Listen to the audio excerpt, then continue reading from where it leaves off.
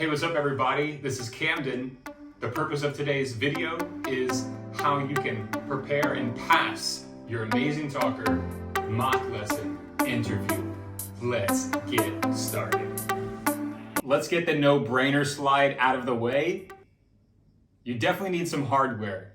First of all, what kind of device are you going to use? Is it going to be a mobile or is it going to be laptop or desktop? Make a decision. It's up to you, whatever you feel best with. For me, it's an iPad or the MacBook Air, simply because the screen size and the functionality. Next, you need to have excellent lighting. Lastly, great quality audio. So make sure you check your headset. Make sure that you're in a quiet environment. Secondly, go ahead, take a look at rookie mistakes. Dimmed lights where you can't see the face, distractive backgrounds, and that's why I'm not much of a fan of having calendars and cutouts and all that stuff. For some situations with young children, okay, I could see that ages 3 to 5 make the classroom fun and interactive and inviting. However, the student is not there for your background. The student is there to listen to you and what they can learn from you. And remember this, when you're dealing with Zoom, you can create any background that you want. So if you are in a public place and you do have a good headset where it's still quiet and you have good quality audio, then by all means, you could be outside having class with someone and they don't even know that you're outside. So keep those things in mind. The abilities of software technology now are limitless. The 2 bullet points I really want to emphasize here on rookie mistakes: talking over the student and talking more than the student. For God's sake, let the student speak. The student is not there to pay for a teacher just to talk the entire time. They have to have the ability and the opportunity to practice. And if you check out my student reviews on Amazing Talker, you will see that a lot of students appreciate and they really enjoy my classes because they have so many opportunities to speak. So this comes from experience. When to ask the student a question, when to be quiet, when to listen, when to give them a little suggestion, give them a little bit of encouragement, perhaps finish their sentence. If they're thinking of a word, you should be right there relating to them and give them that word as they're thinking about it. This happens all the time in my classes. So this is through experience and through trial and success. You have to be willing to make mistakes. You have to be willing to make failures. Because without those failures, without those mistakes, how are you going to grow? How are you going to develop and get better? Take more knowledge and wisdom and experience from that L. If you can take an L, then you can go anywhere you want in this life. Because it's not about success. Success is just going to expose you. Going down the rabbit hole here. Oh gosh, come on now, Cam. Let's go to the next one, everybody. I hope you guys like the animation. You do not want to talk about your problems, your issues, and your stress. I've actually even watched some YouTube videos from teachers who are doing their mock lesson interviews, and they did a good job. Like, kind-hearted, caring teachers, they're really in it because they love it, to make a difference for the students. However, when we watch other people's behavior or other people's performances, we can learn from that, so we don't have to make other people's mistakes. I'll never forget, Big D, back home in Hampton, Virginia, told me at the gym back in 2014, and he said, "A smart man learns from his mistakes, but a wise man learns from other people's mistakes." I'll never forget that. That quote will always stick with me for the rest of my life.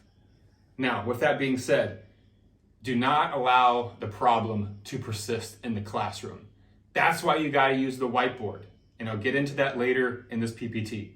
First of all, do not read grammar sentences, and don't mention your insecurities nor speak in generalizations, because this goes back to what I was mentioning about my observance of other people's mock lesson interviews. I study this, I research other people. This is my job.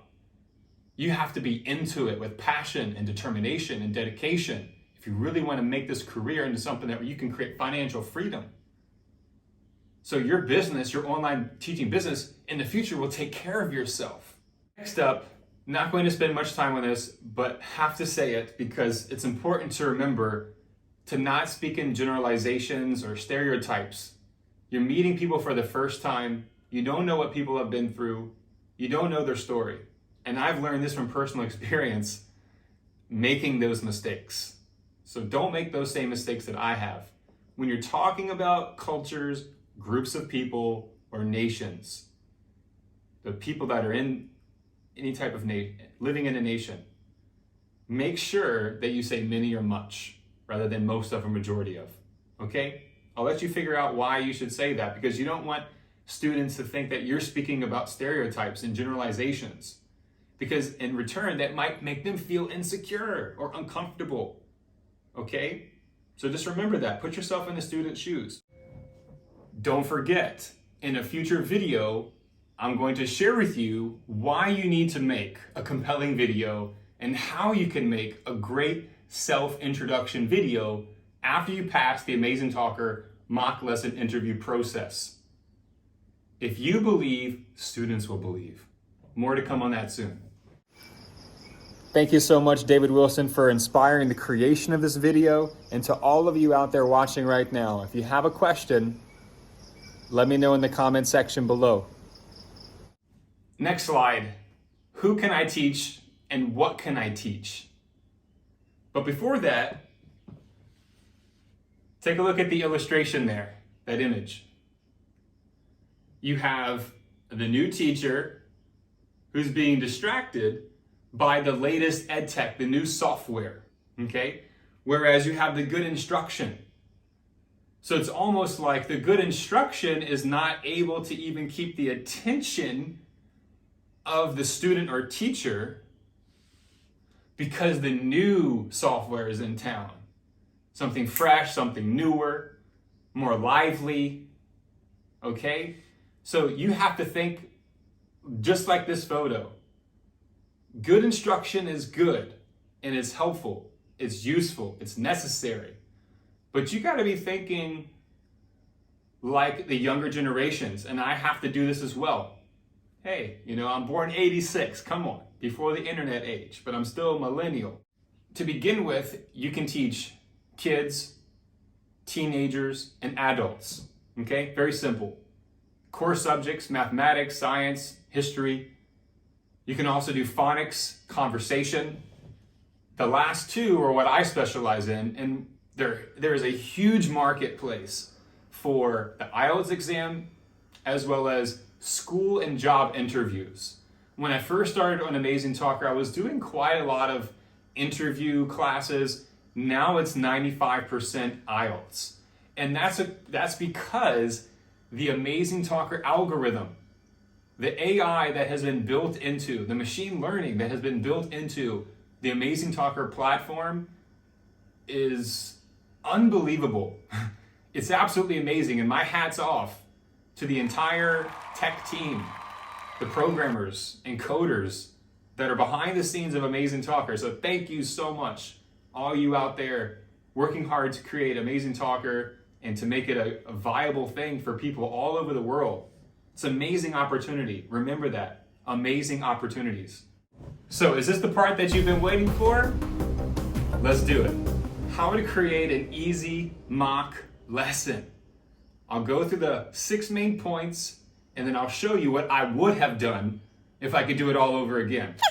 First of all, the first slide, that initial slide, has got to be about yourself. You got to introduce yourself. Where are you from? What do you like to do? Okay? So that you're not a stranger anymore. Next, that title slide has to have the name of today's lesson. So it's the name of your lesson, whatever you want it to be. You got to choose your favorite subject, something that you're competent in, something that you feel confident with. Next, you have to prepare at least 3 questions initially, but at least 1 question for each slide. You need to have questions ready, because if the student answers it too quickly, or if the student is shy, you're going to need a few questions in your arsenal to get the job done. 2 more. Use the designer feature on PowerPoint. I can't emphasize that enough, because the designer feature on PPT has totally changed my life and reality the last few weeks. So if you don't have the designer feature on PowerPoint, or you don't have PowerPoint right now, you need to get on it. Lastly, no more than 8 slides, okay? You don't need to overdo it with so many slides. Just pick a few slides. It's 25 minutes. In many cases, you won't even have to finish the full 25 minutes. I stopped that for 10 minutes because the person who was doing the demo with me was like, okay, Camden, I think it's time to stop now. Congratulations. Welcome to Amazing Talker. I was like, all right, cool. As you can see in this slide right here, very simple for a student to follow. There's some visual aids right there, some cool images that I just took off from a simple Google search. Hello, my name is, pleasure to meet you, a nice greeting. Let them know where you're from, perhaps 2 or 3 hobbies, and then follow it up. Once again, like I said just a few seconds ago. What about you? Where are you from? And what are your hobbies? And you don't just sit there and allow them to speak with you doing nothing. You want to listen and also use the whiteboard. I'll never forget, I think the greatest thing that I learned in Costa Rica, as I was becoming a TEFL teacher in the certification process. Ken, if you're out there watching this video, thank you, Ken. So the director at this program, he said, Camden, this whiteboard is your gold. This is your dynamite right here. This is everything. So if a student says something wrong, it's like, whoa, hold up. Let's take a look. What did you say right here? Okay, what else can we say? And you don't really try to make them feel down. You just want to offer suggestions. Give the student multiple examples and say, hey, there's a different way we can express yourself here. There's a different way you can write this or say this. And use the whiteboard. Use different colors. Black for the regular text. And then I will use a combination of blue, greens, and reds. If I'm using a blackboard, I will use yellow as the offset. So remember, color coding, color therapy. There's a whole science behind color therapy. So get into it. To back up the claims that I just made about why it's essential as you, an online English teacher, to use the whiteboard with colors more effectively and efficiently, it's right here, right here. One of the students I was helping last week, we had a great time. She passed her first interview, moving on to the secondary interview now. So when you're getting results for your students, you're going to develop your reputation. And that's going to lead to more recommendations and referrals. And that's what you need to grow your online teaching career. Getting those results for students. Remember, more value always wins. More value always wins. Before I finish up this presentation, I would like to let you know that you can use my teacher sign up.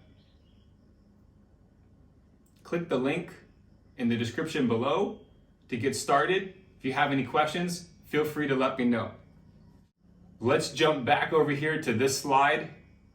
Let's circle back. Let's circle back. When you're writing on the whiteboard, you have to encourage and say to your student, hey, did you take a screenshot? Oh no, teacher, one moment. Hey, David, are you writing this down?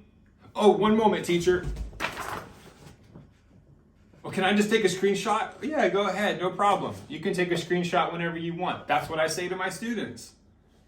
Because if you're writing it up there, they're trying to digest it, you know? So if you can encourage them to take screenshots and to take notes in the class, that's going to build their cognition. You've got to help develop those skills in the class so that they can take it with them outside of the class. When it comes to creating more value for anyone, you got to go the extra mile. And the only way to go the extra mile is putting your vision into practice. Start with one step each day. And what am I doing right now? I'm inviting you to join my Telegram group. For online teachers, I will give you tips, resources, and classroom materials that you can use that are going to help you to succeed, improve, develop. And again, most importantly, I know I said not to say most importantly or in the majority of, but hey, for this one, most importantly, getting the results for your students, because that's what you need for those reviews. So as you're having classes with students, say, hey, at the end, you can say to someone, if you like the class, please take a few moments to leave a review. In conclusion, gathering student reviews is necessary to grow as an online English teacher. For the platform, for other students to read on that platform, for the admin, for the AI, the machine learning, and also for yourself. So you can realize your strengths and weaknesses. Realize what you're doing well at and where you can improve upon.